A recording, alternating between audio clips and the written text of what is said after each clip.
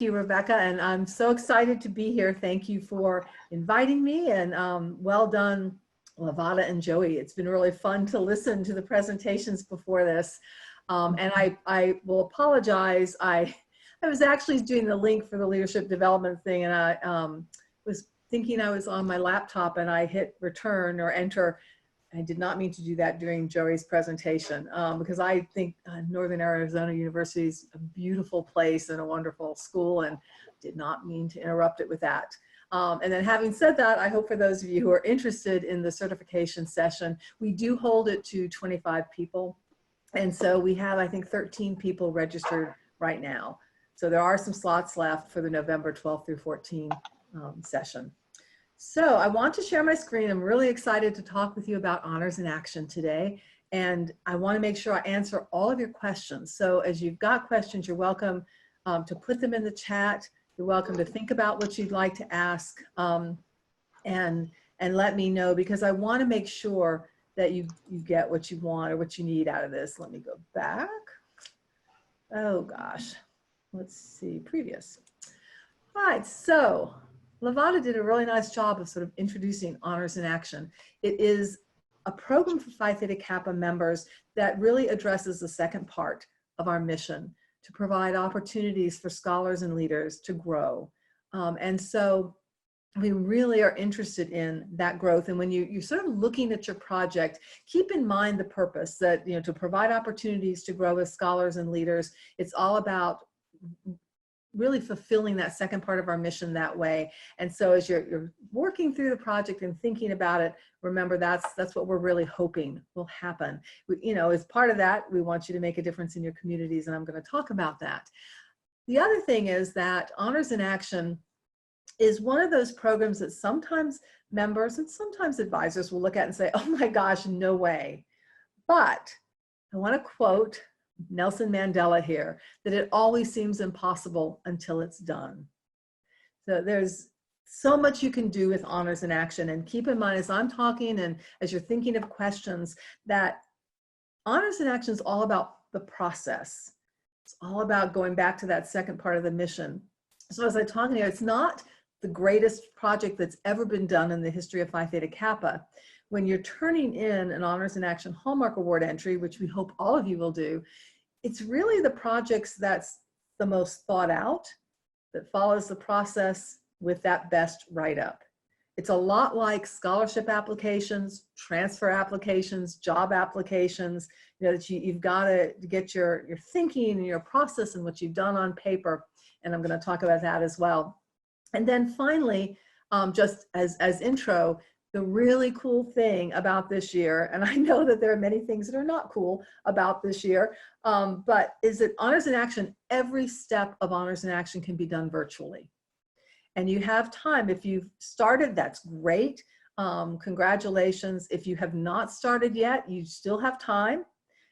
You have to complete your project by December 31st, you know, at least complete, you know, a piece of it that you were thinking about, so that you've completed a project and can write about it. But you've gotten from now until December 31st, and that is time to do a really great Honors in Action project.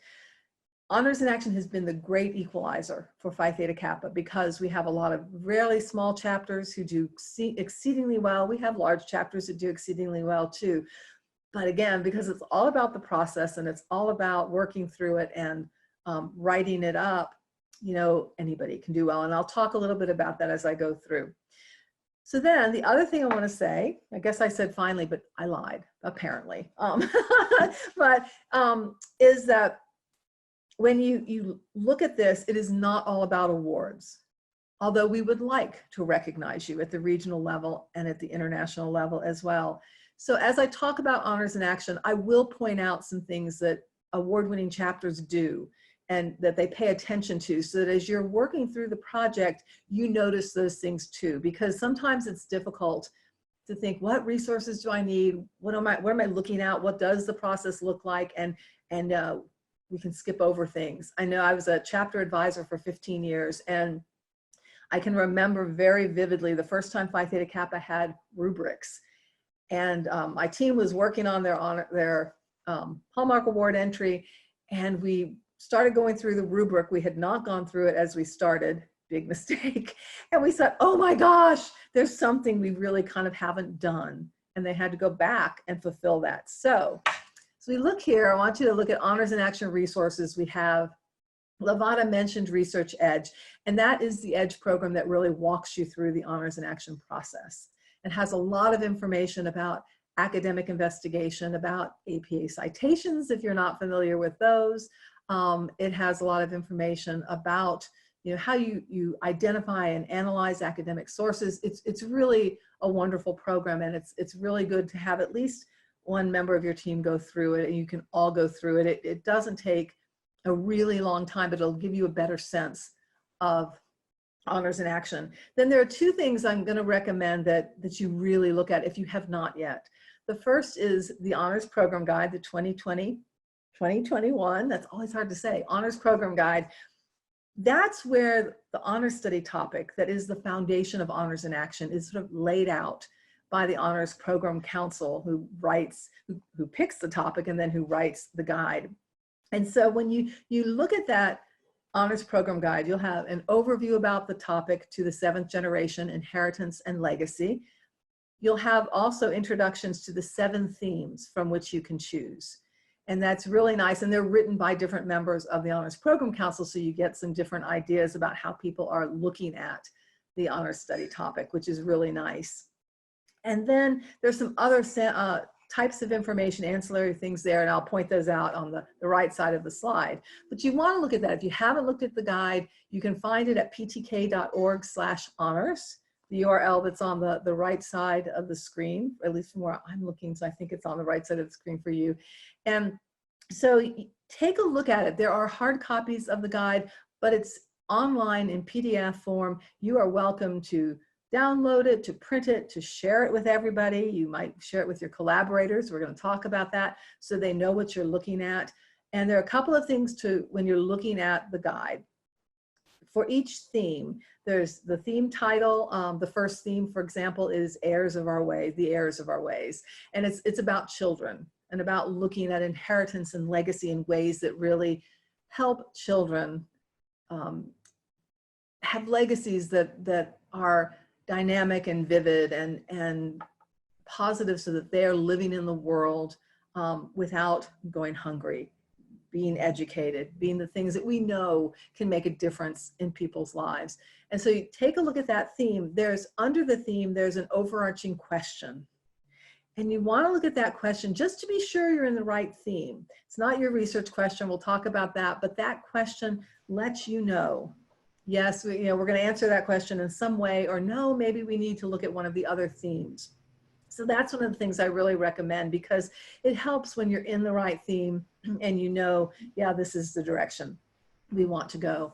And then the other thing with the Honors Program Guide, that really the reason it's there and you want to look at it, is that because the honors study topic is the foundation of Honors in Action, always remember that you're looking at the overall topic. So when you're looking at a theme, the second theme is natural and constructed environments. You're looking at natural and constructed environments as that theme relates to the 7th generation, inheritance and legacy. So you always want to go back to that lens. One of the things that award-winning chapters do is that they let Hallmark Award judges know, number one, that they know the honor study topic. They know the title. I recommend you have your first question for your Hallmark Award entry is to write an abstract of 300 words or less. So a very concise one, but some of those words should be to the 7th generation, inheritance and legacy. It signals to judges that your team knew the honor study topic, knew what it was looking at.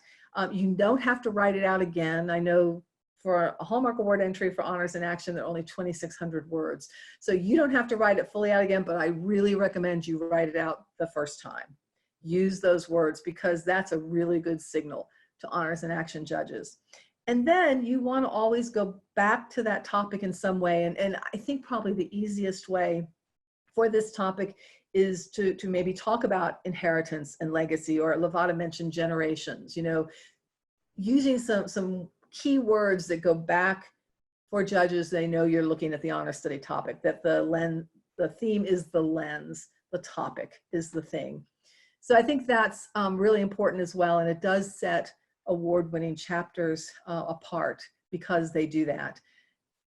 The other tool, and I've got this highlighted, and again, I mentioned my experience when we first looked at rubrics, is to get that honors in action planning and judging rubric. If you go into ptk.org and go down to programs, and you'll see a link to Hallmark Awards. Click on that, you'll go in, go to the chapter categories, and you'll see the planning rubric there. The planning rubric's also in the honors program guide. The sort of top points are in the honors program guide, and you're Phi Theta Kappa members and advisors, so I know that actually you just want to know how you can get the most points. So you just need the guide for that, but make sure you're looking at that rubric, because there are things in there, and I'm going to mention some of them as I talk today, but there are things in there that a lot of times chapters miss, because they're focusing on the 11 questions the chapters look at as they're writing their honors in action Hallmark Award entries, sort of at the end of the time. But those questions don't always have everything that's in the rubric. So plan with the rubric, because in the end, judges have that rubric online, and they're looking, the rubric's on the right side of the page, your entries on the left side of the page, and they're looking back and forth. So if you're planning with that end in mind, that's going to help you as you're really working through, and you won't forget things that you really need to not forget as you're writing or coaching a chapter. So I have on the right side of this, there is an honors in action workbook. The honors program guide wrote this for the first time. I think it's really helpful. It's a little bit of a printed version of parts of Research Edge, but this is something you can download, you can print. It's in PDF online and at ptk.org/honors, and you can take notes. You can look at it. The council wrote some pro tips in there, so they've got some ideas for you. I recommend using that. There are sources that are in the honors program guide and online as well. When you go to ptk.org/honors, scroll to the bottom of the page, just keep scrolling, because sometimes I think it's easy to forget that there are some things down there after you see the honors program guide. And there are lots of tools that you can use. Lavada mentioned Civic Scholar. It is there on that page. Civic Scholar, currently the 2020 edition, has 16 award-winning entries that are examples. We always have people say, well, can I just look at one and see what a Hallmark Award honors in action entry looks like? Yes, you can. There are 16 of them. They're online. We'd love for you to do that. And then the honors case study challenge, it's sort of a way, if you're looking at, thinking about your project and just thinking about ideas using newspapers, which technically are not academic sources for the use of honors in action, but get a lot of chapters started with this. You might look at the case study challenge. The deadline's November 9th. And there's a chance if you submit one that you can win a $500 stipend, which is nice. Individuals and chapters can do that. One other resource that I don't have up there, because I had taken it off because the deadline was September 30th, but we have honors in action grants. And we have given out 76 of them, which we're very, very happy about, but they're grants of up to $1,000 to help you enhance your honors in action projects. There is some money left. So if you go to ptk.org/honors, scroll to the very end of the page, you'll see a link, a little icon that says honors in action grants. Take a look at it. If you are thinking, in a virtual world, we really could use some money to enhance our project, take a look at it. You can click into the survey that's actually the application without penalty. I mean, it's not going to say you will never get out of here unless you finish your grant. You can click out after you look at the questions and click back in. But, consider it. It might be very helpful to you. And again, there's still some money, and we'd love to really consider your project and what you write about for us, and help you enhance your project. So those are all resources. They're all online. We don't want this to be a tricky subject. Lavada also mentioned the new chapter activities guide, which we're really excited about. And there are activities about honors in action in there. One specifically I want to point out, in a particular form, it's in Research Edge, but in the chapter activity guide, there's actually a worksheet so you can sort of practice APA citations. 7th edition APA citations. You may have someone on campus, maybe your chapter advisor, it may be other faculty who know APA citations well. They're the ones we use for Honors in Action. But you can also, through the chapter activities guide, really kind of work and test your skill in putting the information in the right order. So I recommend taking a look at that as well. Brand new, it just came out yesterday, and so we're hoping people will use that to get the APA citations right. So there are 3 parts to Honors in Action. If you look at just the overview of it, there's academic investigation, there's intentional action, and then there's impact. You know, the kind of so what difference did this make? We're going to pay attention to all 3 of these. The foundation is academic investigation into the honor study topic, and I'm going to start with that first. So the academic investigation, I've already mentioned, it's the honor study topic. Again, one of the things that award-winning chapters do that's a really good practice is they always remember. It's to the 7th generation, inheritance and legacy. This year, they always go back to that. A lot of chapters get lost in the themes and they forget that the theme is a lens. So be sure you're looking at the overall topic and through your theme, and you're getting that. The whole idea of to the 7th generation is an Ojibwe idea. And you can look at it in a number of different ways. There are 2 models that they particularly express. One is that, you know, you're looking at your particular generation and you're looking 7 generations forward, which is about 175 years as scholars define generations.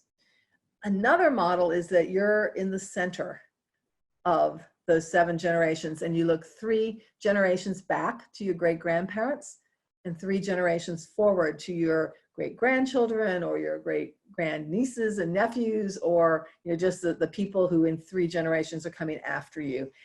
The idea in either case, however you define that, and that's going to be up to you. It's part of the process to talk about, you know, how you made that decision and what was important to you. But however you define that, you want to really look at the whole idea of the preservation of the earth, of culture, of things that make a difference for legacy. You know, how do you make a difference and live on this earth in a way that that speaks to the collective? I mean, this is really a collective topic. We try to do that anyway, but this is meant for the greater good. The whole idea of to the 7th generation is about the greater good, that none of us should come here expecting to just live and just get everything we can get and then move on. We're here to give back. So you're also looking at that as well. So when you look at the rubric about academic investigation, the rubric asks for you to develop a research question. Again, it's not the overarching question. This is specific to your particular project. And we have guides for how to do that. Your chapter advisors are welcome to coach you. We always appreciate and encourage that coaching. That's how you learn and it's how you grow as scholars and leaders. You can bring in other people from campus or in the community who have that expertise and can coach you as well. So, you know, please feel free to do that. I like to say that, you know, if you watch football at all, that you have, you know, the coaches like, you know, Nick Saban, who's coach at the University of Alabama, and he comes on, he's working with football players who all know the game of football, right? I mean, they're selected to work in that University of New Mexico State, same way. They're already experts at what they're doing, but they're still coached. The coach doesn't say, hey, listen, I'll see you on Saturday and I hope you win for us. No, it doesn't work that way. They're there to get better and better. I'm going to mention baseball in a few minutes, but if you are watching the baseball playoffs and the game last night between the Tampa Bay Rays and the Houston Astros, I'm in Houston, so you can go, yeah, here I am, go Astros. But what happened, which was really interesting, and I think it's a real honors in action moment, is that Carlos Correa, who's an Astros player, was having trouble batting last night. And he went to the batting coach and he said, what am I doing wrong? It just, something doesn't feel right. And they figured out how he was holding his shoulders, that he needed to change that. He practiced between innings, came back, and he hit a walk-off home run. That's what coaching can do for all of us. So even when you're a professional ball player who has a pretty storied career at this point in his young life, he still understood he really needed to get some coaching. So don't be afraid to do that. Get coaches to help you. We want that to happen. That's how you grow. So that's true with research questions. Make sure it guides your research so you can figure out and focus where you want to go, because you want to focus on the topic. You can't do everything. So pick something you're passionate about, because if you work with this even for 2.5 months, probably longer, because you're going to write your Hallmark Award entry, I just know it, that you want to love something you're going to work with for that long. So pick something that collectively you are interested in and that you know you can sustain. Then you want some research objectives. And this is one of the things that award-winning chapters do and a lot of chapters forget to do. Is that there are objectives for 3 of the parts of Honors in Action. Research objectives are things like, maybe a statement about that you can measure about how you're going to develop your Honors in Action team. At least 2 people need to be on that team for team. Maybe it's something about how many resources you hope to look at before you get to your top 8 that you're going to use for your Honors in Action Hallmark Award entry. Maybe it's that you are going to invite the research librarian on campus. And I highly encourage that. Research librarians know everything. But you're going to share the Honors Program Guide with research librarian, and you're going to say, can you help us identify academic sources that we can look at to get a better understanding of our theme as it relates to the overall honor study topic? Maybe that's the objective, and that person works with you to make that happen. You might bring somebody in who will help you analyze sources. If you've never done that, it could be an objective that's related to that. So it's those kinds of things that are part of the process of developing the academic investigation part of Honors in Action that you want to write. You don't have to have 10 objectives, but you want to have several there that have been guiding what you do with research, and it will make your chapter or your Honors in Action entry stand out when you pay attention that you need those research objectives. And then you have the academic research, and I talk a lot about this part of it because it's foundational. Make sure you're using academic sources. That's why your coaches, your advisors, the faculty members, the research librarian are so important. They can help you looking at vetted journal articles, books, and things. You can get all of that online, every single bit of it. There are lots of databases. You can read books online. And I'm going to give you a tip for graduate school, for when many of you go there. You don't have to read an entire book.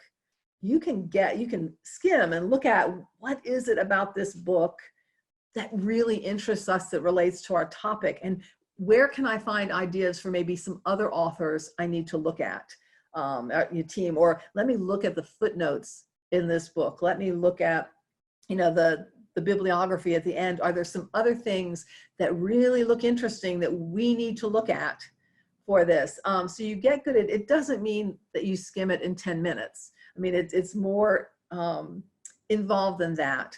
But you are looking for chapters that really address your research question, looking for the thesis statement, looking for the things that are going to help you come up with your action. That's what you can do with books. With, journal articles are shorter. You can read those.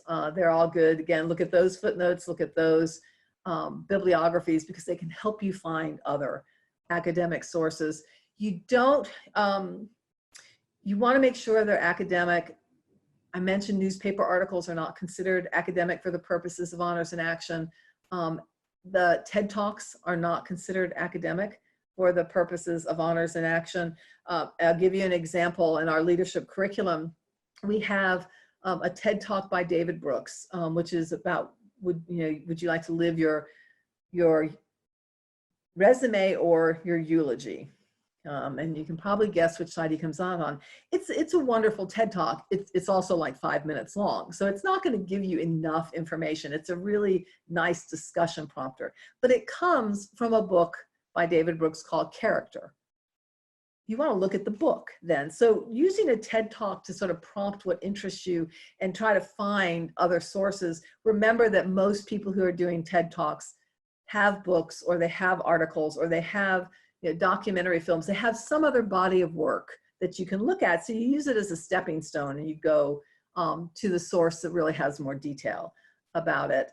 Sometimes podcasts work because they're longer. They tend to be an hour, but again, be careful because you want varied viewpoints. It's really important to have varied viewpoints.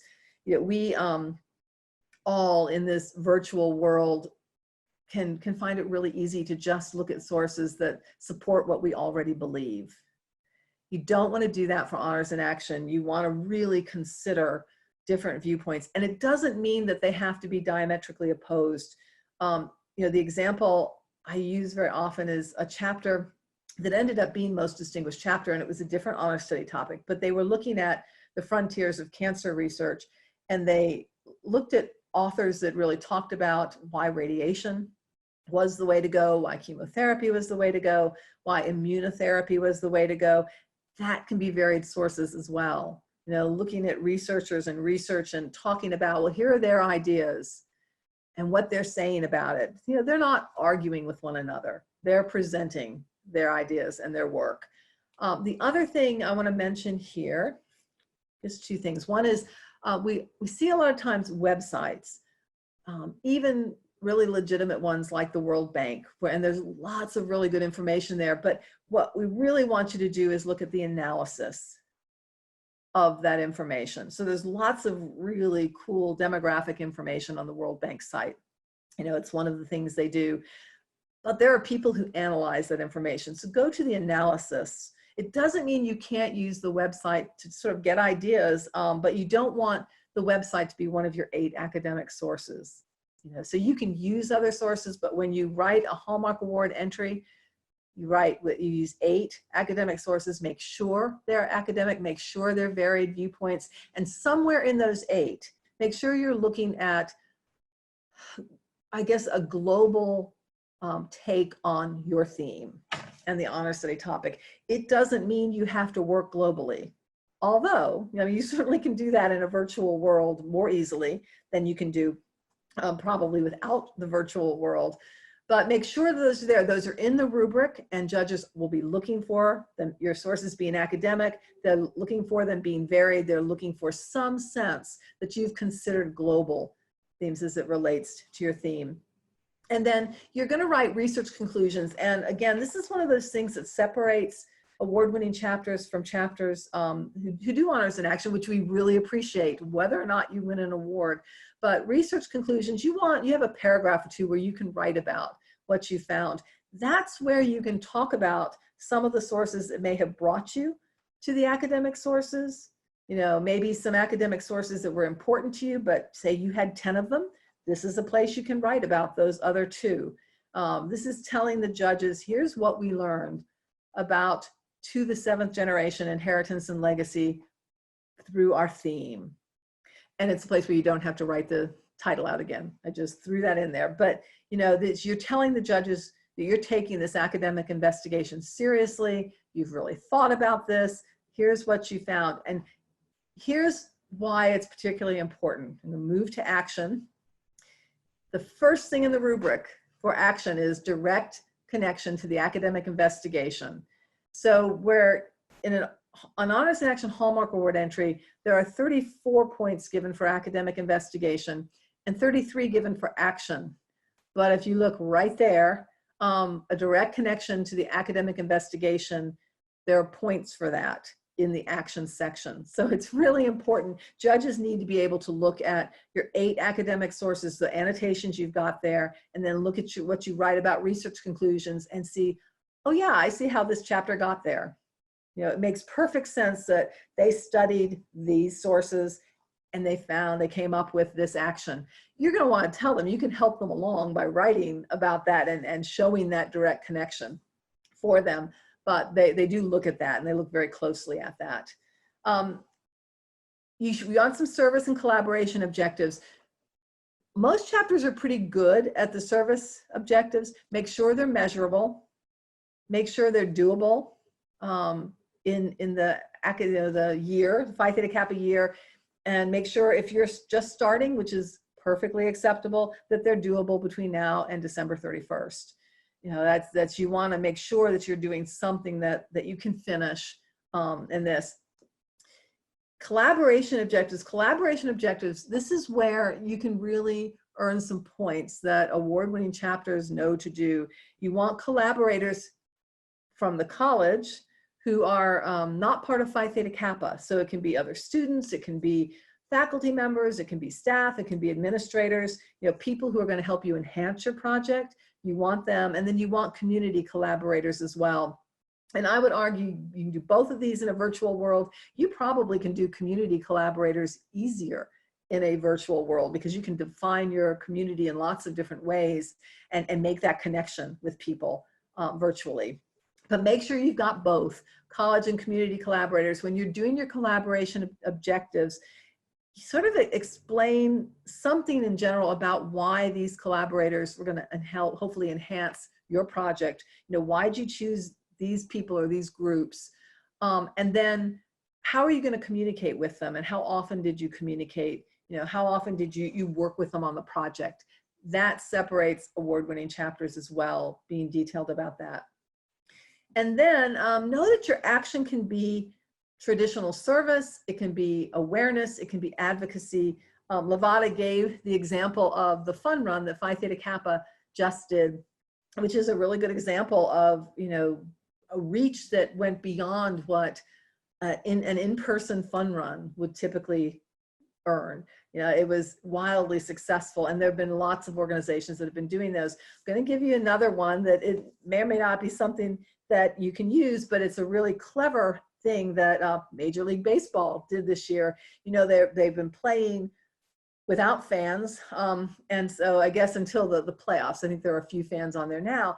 And of course, they're losing money, which, you know, corporations get a little testy about, understandably. But the foundations for all but one of the teams decided that they were going to sell cutouts of fans to put in the stadium. I will mention, here's my very favorite cutout, my husband Jeff, for the Astros that we picked up yesterday. It's actually in my office now, so I can stare and smile at him all day. But it was very clever. You know, you send in a photo, they made the cutout, they earned, you paid for it. They made the stands look like they were full. So for players, well, it's really weird not to have people in the stands. You could at least look at people who were supporting the team and supporting the foundation. And then, you know, the fans got to pick up and keep their cutouts, you know, for eternity or however long they last. And it was a really fun way for a foundation to earn money. So, you know, think about just clever ways, maybe doing trash pickups, maybe you're doing things that work with whatever your research brings you to. You can do all of it online. Be resourceful, be clever. That Phi Theta Kappans are always like that. And, you know, you may have a reach that's much greater than it would be in person. Awareness campaigns, there's no question. Virtually, you can do all sorts of panel discussions, websites, town hall meetings, things like that. All of them can be done virtually, and you can bring people together from a wide range of places and groups and have people you might not reach out to normally. So I encourage you to think of anything you might do in person and think, how can we enhance that by doing it virtually? It's all doable. Same thing for advocacy. You may have heard that it's an election year in the United States. I'm just kidding. Hopefully you have heard that. And for a lot of states, it's too late to register people to vote. Not everywhere. So, but there are lots of things you can do online to do things like advocate for people to get to the polls. Well, you know, how do you get there with public transportation? How do you find free rides? How do you find out who the candidates are in your community? How do you find out about mail-in ballots and whether you have drop boxes? I live in a county of 4.8 million people, and there's one drop box in the entire county. Yay, Texas, always enlightened. So, you know, those kinds of things sometimes people don't know. And if they're not, so you can do things like that. It doesn't have to be about the election, but that's just one that's sort of in the next 17 days, is it now, that's something that, you know, you can find information about how to help people do it. There are lots of ways to advocate. If you advocate, just make sure that you have looked at all sides of an issue, all sides of a theme, so that you're making your case that you've considered other opportunities, and here's why you decided to advocate for this position. So action should be loads of fun this year and really interesting, and use your resourcefulness. I just can't wait to see what you do. And that brings me to impact. This is also a place where award-winning chapters really pay attention, because especially when you're writing your Hallmark Award entries, which I know all of you are going to do. Thank you for doing that, because selfishly then I get to read about what you're up to, and it's so much fun to do that. I and the whole team. I'm not the person who judges all of them, but when you look at a 2,600 word entry, you're going to have a lot more to say than 2,600 words. You're going to have to do a lot of editing, but don't leave out the impact. This is also worth 33 points. And if you look at it, a lot of the things that are in the impact part of Honors in Action relate back to the first two parts of Honors in Action. So the rubric asks you, you know, what did you contribute to the understanding of the 2020-2021 honor study topic? It doesn't mean that you have to have done groundbreaking research, but you know, what did you learn as a team? What did chapter members learn, maybe beyond the Honors in Action team? What did you share with college and community members that maybe helped contribute to an understanding of to the seventh generation inheritance and legacy? So think about that. Lifelong learning and intentional service. I mean, you're here on a Friday, you know, I guess almost during lunch. So you obviously are lifelong learners, and obviously have some interest in intentional service. But talk about it in your Honors in Action Hallmark Award entry. Think about, you know, how did this enhance that idea about lifelong learning and its importance? Because we all can grow. We can all learn new things. We can all, you know, learn more about the honor study topic. We can all learn about our communities and how we can share what we learn and how we can make a difference there. So you want to talk about that. And then appreciation for the idea of intentional service. We all have things that we just love at a gut level. You know, for me, it's animals. I love non-human, or I love human animals, but I love non-human animals. And if somebody comes to me and says, you know, we've got something going on here, I am just a sucker for it, you know, every time, because it matters to me. And I try to do a lot of research about, well, which organizations, you know, like, is a shelter a no-kill shelter? Is it, you know, a shelter that unfortunately does end up euthanizing animals? Are there organizations that really spend more of their money on the actual thing? But it's still gut for me. So you want to look at, you know, this is about intentional service. It's about researching and finding out what you can do to make a difference based on that research. So how did you improve or think about the idea of intentional service? How did you gain an appreciation for it? It's part of the rubric. You want to make sure it's in that impact part of your Honors in Action Hallmark Award entry. Same thing with contribution to improving an issue. Nobody expects you to, for example, cure COVID-19, although if you do, hooray, and write it. If you get that, you know, that kind of thing takes time. But you can have short-term impact. You can make a difference. And our foundation, Phi Theta Kappa Foundation, is going to make a difference in more than 700 students' lives because they're going to get to join Phi Theta Kappa. That's a pretty incredible short-term impact. Hopefully, that also has long-term impact, because we're going to hear more stories like Lavada's and yours, and that makes a difference for people in their lives, and it makes a difference for other people who hear those stories.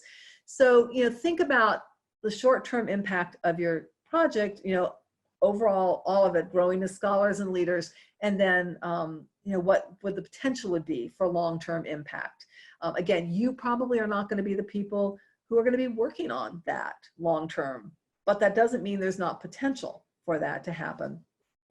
Then the next two bullet points, and we're almost near the end, so I can answer some questions because I know I probably haven't explained everything so well that there aren't lots of questions. Research, quantitative and qualitative outcomes, and action and collaboration, quantitative and qualitative outcomes. You want to go back to your objectives. You know, did you reach them? Did you not reach them? If you did, how so? If you didn't, you know, why not? What did you actually manage to do? What did you learn if you didn't do them? You know, what might you have done in a different way? You know, those are leadership things as well. Just thinking about, you know, what could we have done differently if you don't reach your objectives? You want to look at numbers, those quantitative outcomes. So it could be, you know, it could be amount of money. It could be number of people. It could be that you had an extraordinary number of academic resources. You know, it could be the fact that you got 5 faculty members on campus involved who'd never really been involved with Phi Theta Kappa, but whose expertise in research and writing helped you out. So it can be any of those things. Make sure that the numbers are there. If you use things like percentages, make sure you also use the raw numbers, because like 98% of nothing isn't going to tell the judges anything. And it's okay to have the numbers not be huge. I mean, there's a chance for huger numbers because of being virtual, but there have been lots of chapters who have done things without the huge numbers, but they talk about why the numbers were significant. So for example, a college that has won most distinguished chapter before is in a town of 1,000 people, and they brought 26 people on campus, you know, which for a place in a really large city, that might not mean anything. But for them, they were people they'd never been able to reach before, and it made a difference. Another chapter also who had won most distinguished chapter, they had done CPR training and only 5 people showed up, and they were kind of worried about that, but they needed to put that number in their impact statement. So what they did, which was really resourceful, was that they had kept the contact information for those 5 people, and they called them all. And I guess this was in the days where you call rather than maybe email. You could email today. But what they found was that one of those people had used CPR on someone. You know, that's a major impact. Now, it doesn't mean that you have to find someone to use CPR on someone. It means that the resourcefulness of that, keeping that information so that they could follow up with their collaborators and find out, did anything happen? That's what judges are looking for. So don't say, oh gosh, our numbers aren't strong. Yeah, what do they represent? What do they mean? And then you want qualitative outcomes. So, you know, when you call or email or go back to people and get quotes or find out, you know, what they thought, how this worked, don't forget chapter members. You know, how did this work for chapter members? What did they learn? How did they grow as scholars and leaders collectively? And then you're always explaining. You want to give detail about that. Don't just say, you know, we grew as scholars and leaders. You need some evidence about how you grew as scholars and leaders and why this made a difference to you. And then don't forget to write about reflection. The rubric talks about that as well. You know, how did you communicate? How often did you communicate? Did you take notes? Did you put everything in Dropbox or Slack or one of the virtual, you know, online tools that you can use so that you can keep up with the project? Did you communicate with people on campus in the community, with your collaborators, you know, with your advisors, with team members, with people in the chapter beyond team members? You know, think of all those things. Write notes now. There is no reason that you can't write notes, that you can't be writing your APA citations. You know, you don't have to wait until January. You're going to be in much better shape if you write them now, and then you can edit. And then I think finally, find people who will help you through this process. I mentioned coaches. Find people who will read your Hallmark Award entries and who will make suggestions to you. Don't pick the nicest people you know. An example, the honors program guide, I always turn, after I finish editing, I turn it over to some people to look at. And a tale of 2 people, one person wrote back, said, oh, this is great. I love it. I don't see anything. And then another person wrote back with 247 suggestions.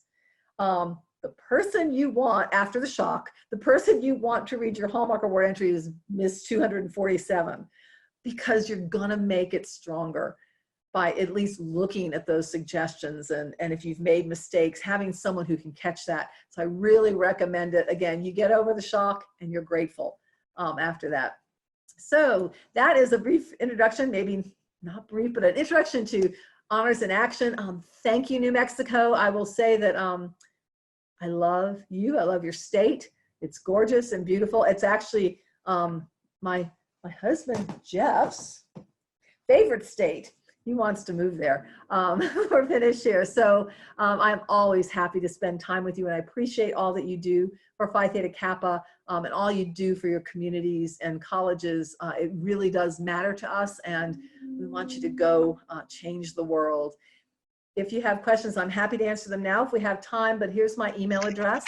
You're welcome to call me or email at any time, anytime through the process. And there's a whole student engagement team. We all love answering your questions and are there to help. So please feel free to do this, and I'll write this in the chat as well.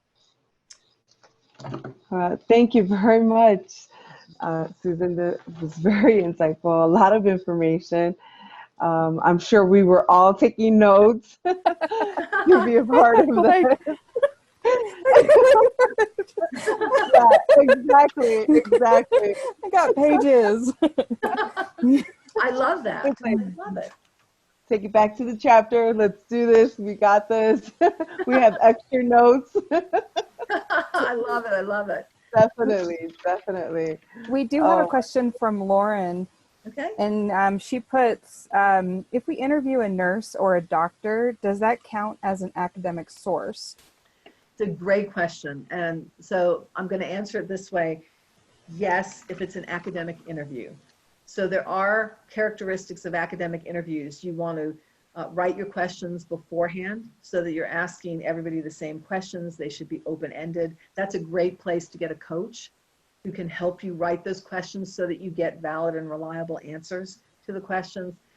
Typically, academic interviews are an hour long, so at least should be close to that. They're typically recorded and transcribed, and you go through looking for themes. So it isn't just the time you spend with the person asking the questions, it's really looking at what you're learning from that person. So yes, you're welcome to use them. Same thing with surveys, but get those coaches, get people who know how to do those things, and have you do them in a way that reaches academic standards. And then if you use those in your bibliography for your Honors in Action Hallmark Award entry and in the research conclusions, write something to the judges so they know you took the time to get trained and you worked this in an academic way.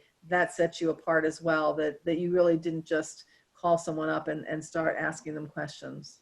So yes, perfectly legitimate, be academic. And then for us, I have a question in regards to resources. So if we're doing a project on, say, mental health, and I myself align myself with, say, a suicide prevention and references to help people who deal with suicide, whether it's yourself or to inform the community, and I talk to, say, the head person, how would that be a resource? Is it the same thing as the nurse? Would. If you're going to use an individual as someone you talk with, make sure that you do that with the academic characteristics. If you didn't do that, you can go back and do that. You can also do that in emails. You can send the questions and have people write the answers back to you. So then you have a transcription, for example, which is really nice. Very wise. Yeah. And a lot of people are really happy about that they have a time to think about it, particularly if you've got some experts who are introverts.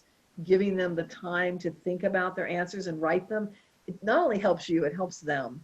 So that can be really valuable. So yes, and when you're doing something like suicide prevention or any sort of mental health thing, that's where sort of like the chapter that looked at cancer research, you probably want to look at different types of resources for that and make sure that you aren't just following one person's suggestion, unless you can make the argument, we looked at all of these things here's why we picked this to do awareness or advocate. I'm assuming probably that's what you would reach with something mental health.